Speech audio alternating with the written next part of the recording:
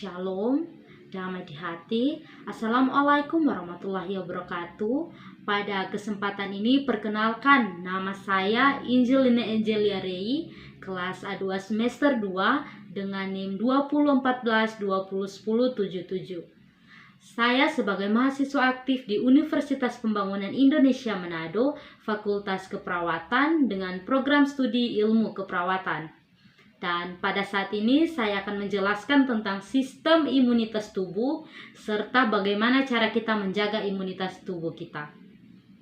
Adapun maksud dari pembuatan video ini yaitu dengan tujuan untuk memenuhi tugas ujian akhir semester pada mata kuliah Ilmu Dasar Keperawatan 2 dengan dosen pengampu Nurse Niwayan Sudarmi S.Kep M.Kep.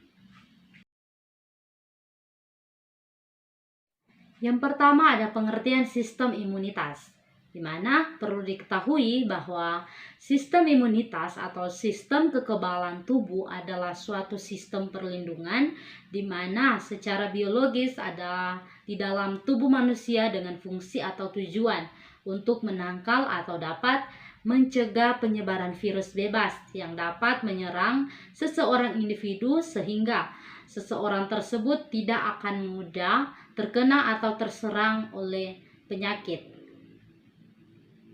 Nah, jika sistem ini bisa bekerja dengan baik, maka seseorang akan terhindar dari serangan virus maupun bakteri. Bahkan bisa mencegah dari serangan kanker. Namun, jika sistem ini tidak bekerja dengan baik atau dalam kondisi yang lemah, maka sistem kekebalan tubuh individu itu akan mudah terserang penyakit. Nah, hal ini yang ditakutkan saat sistem imun seseorang melemah adalah bisa meningkatkan risiko terserang penyakit kanker. Nah, adapun fungsi dari sistem imun tersebut, di mana yang pertama ada fungsi imun sistem pertahanan, di mana fungsi utama dari sistem ini ialah sebagai pertahanan tubuh, baik itu penyakit yang bisa menular maupun yang disebabkan oleh virus dan bakteri. Nah, yang kedua ada keseimbangan homeostatis, di mana homeostatis ini ialah keseimbangan yang ideal dalam tubuh yang berfungsi untuk mencegah kebutuhan tubuh dan dengan cara berinteraksi dengan seluruh sistem yang ada di dalam tubuh. Sehingga imunitas ini berguna untuk menjaga keseimbangan homeostatis supaya dapat bekerja dengan baik. Nah, yang ketiga ada perbaikan jaringan, yaitu fungsi dari perbaikan jaringan ini ialah untuk memperbaiki jaringan dengan cara mengeliminasi jaringan sel yang telah mati atau rusak dalam tubuh. Nah, selain itu juga ia pun bergunanya untuk mengeliminasi sel yang tidak normal. Ada macam-macam sistem kekebalan tubuh. Sistem kekebalan tubuh manusia ini dibagi dalam dua bagian, yaitu yang pertama ada sistem kekebalan tubuh non-spesifik, yang disebut juga komponen non-adaptif, atau biasa juga dapat dikatakan innate, atau juga bisa dikatakan imunitas alamiah, yang dapat diartikan sebagai mekanisme pertahanan yang ditujukan hanya untuk satu jenis antigen, tetapi untuk berbagai macam antigen. Imunitas alamiah sudah ada sejak bayi lahir dan terdiri atas berbagai macam elemen non-spesifik yang bisa jadi bukan merupakan pertahanan khusus untuk antigen tertentu. Yang kedua ada sistem kekebalan tubuh spesifik. Pertahanan spesifik imunitas diperantarai antibodi untuk respon imun yang diperantarai antibodi. Limfosit B berperan dalam proses ini, di mana limfosit B akan melalui dua proses, yaitu respon imun primer dan respon imun sekunder. Jika sel limfosit B bertemu dengan antigen dan cocok, maka limfosit B membela secara mitosis dan dapat menghasilkan beberapa sel limfosit B. Semua limfosit B segera melepaskan antibodi mereka punya dan merangsang sel MAS untuk menghancurkan antigen atau sel yang sudah terserang antigen untuk mengeluarkan histamin. Masuk pada yang kedua, yaitu antigen dan antibodi.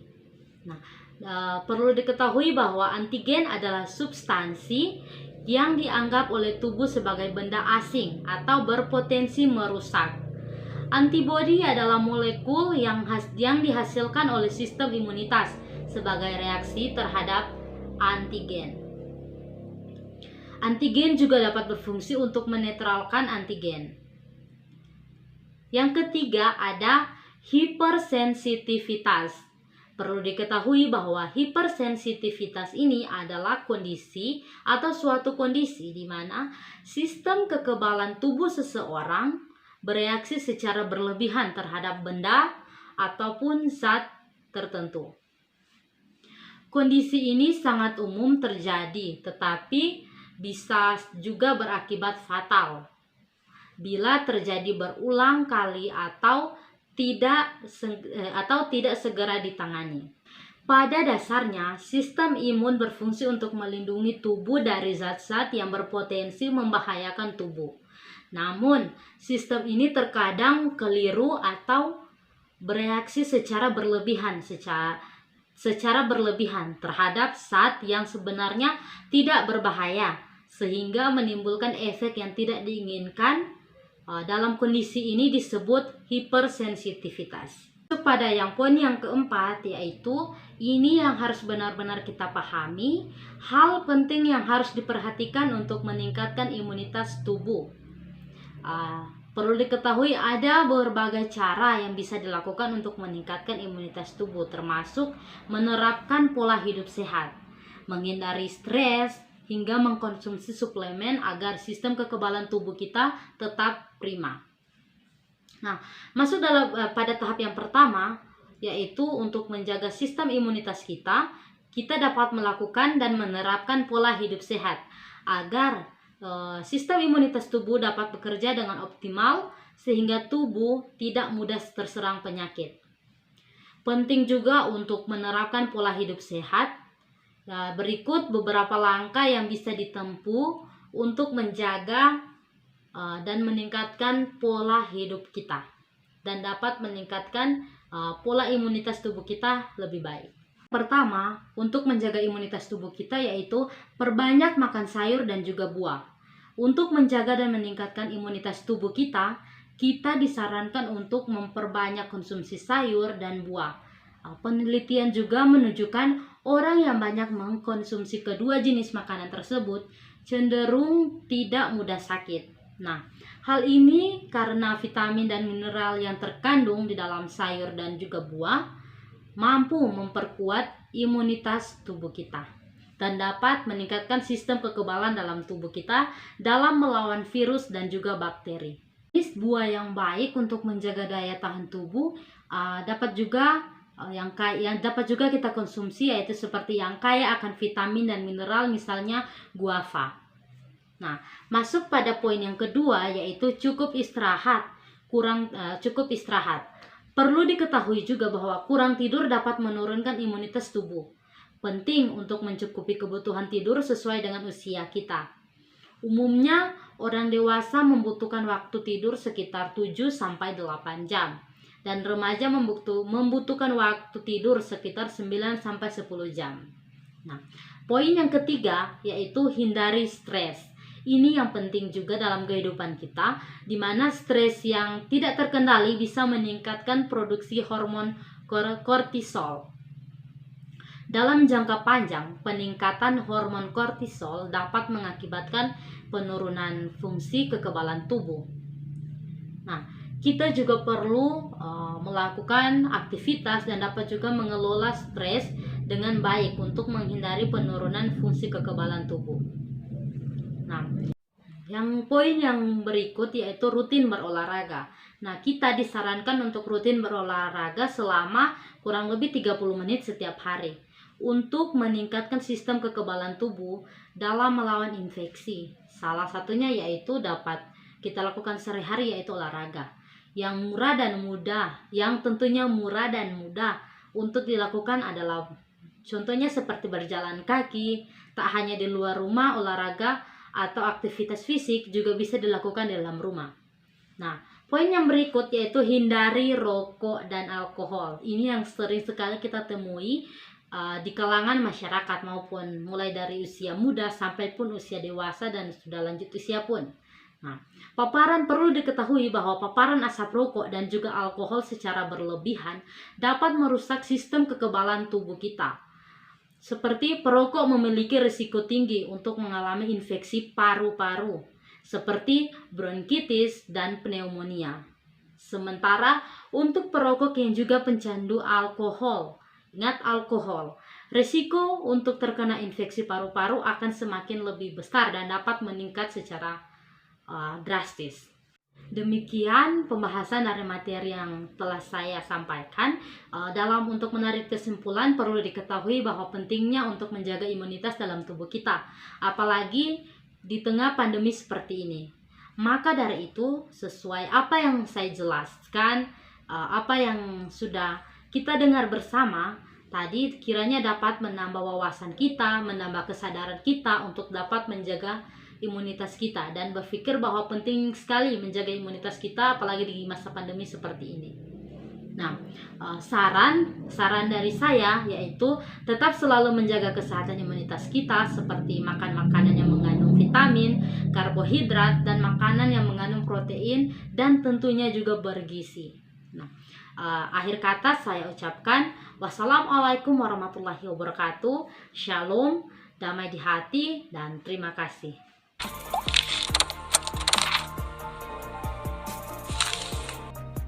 Selamat datang di Universitas Pembangunan Indonesia Manado, khususnya di Fakultas Keperawatan.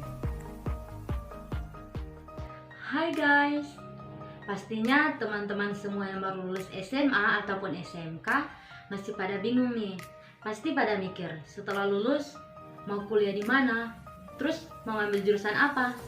Nah, tenang aja, buat yang masih pada bingung mau kuliah di mana, aku punya solusinya. Solusinya apa? Ya, kuliah di Universitas Pembangunan Indonesia Manado, di mana Universitas Pembangunan Indonesia Manado ini siap membantu dan mengajar serta mendidik kamu untuk bisa menjadi orang yang sukses dan tentunya bertanggung jawab. Tenang aja, di Universitas Pembangunan Indonesia Manado juga memiliki 6 fakultas, diantaranya yaitu Fakultas Keperawatan, Fakultas Hukum, Fakultas Pertanian, Fakultas Teknik, Fakultas Ilmu Sosial dan Ilmu Politik, serta Fakultas Sastra. Nah, dan khususnya untuk keperawatan ada jenjang S1 dan juga profesi nurse loh.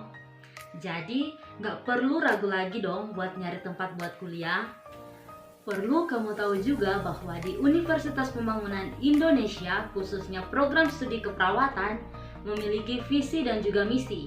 Yang pertama ada visi, yaitu menjadikan fakultas keperawatan yang menghasilkan lulusan yang unggul, kompeten, dan juga profesional pada level regional, nasional, dan juga internasional, yang memiliki keunggulan dalam bidang keperawatan dan juga kegawat daruratan. Kedua, ada misi. Misi yang pertama yaitu menyelenggarakan pendidikan keperawatan berstandar nasional dan internasional, serta berdaya saing yang unggul dalam bidang keperawatan gawat darurat. Yang kedua, meningkatkan kualitas manajemen fakultas agar mempunyai tata kelola yang optimal, gunanya untuk menunjang kegiatan, pendidikan atau pengajaran, serta penelitian dan pengabdian pada masyarakat. Yang ketiga, ada mendorong hasil pendidikan atau pengajaran dan penelitian dalam bidang kegawat daruratan yang dapat digunakan untuk pengabdian masyarakat yang mendukung daya saing bangsa. Yang keempat yaitu membangun kerjasama dengan institusi keperawatan yang efisien. Yang kelima yaitu menghasilkan perawat yang profesional serta beresponsif, inovatif, kreatif, dan juga berkepribadian luhur. Jadi nggak perlu bingung lagi dong ataupun ragu buat kuliah di Universitas Pembangunan Indonesia, apalagi mengambil jurusan keperawatan. Sebab di Universitas Pembangunan Indonesia akan mencetak kamu menjadi perawat yang profesional dan dapat bertanggung jawab tentunya. Yakin dan percaya bahwa kamu adalah orang-orang yang terpilih. So, mari bergabung bersama kami dan jadilah keluarga besar Universitas Pembangunan Indonesia. Universitas Pembangunan Indonesia tetap jaya dan bersinar. Akhir kata saya ucapkan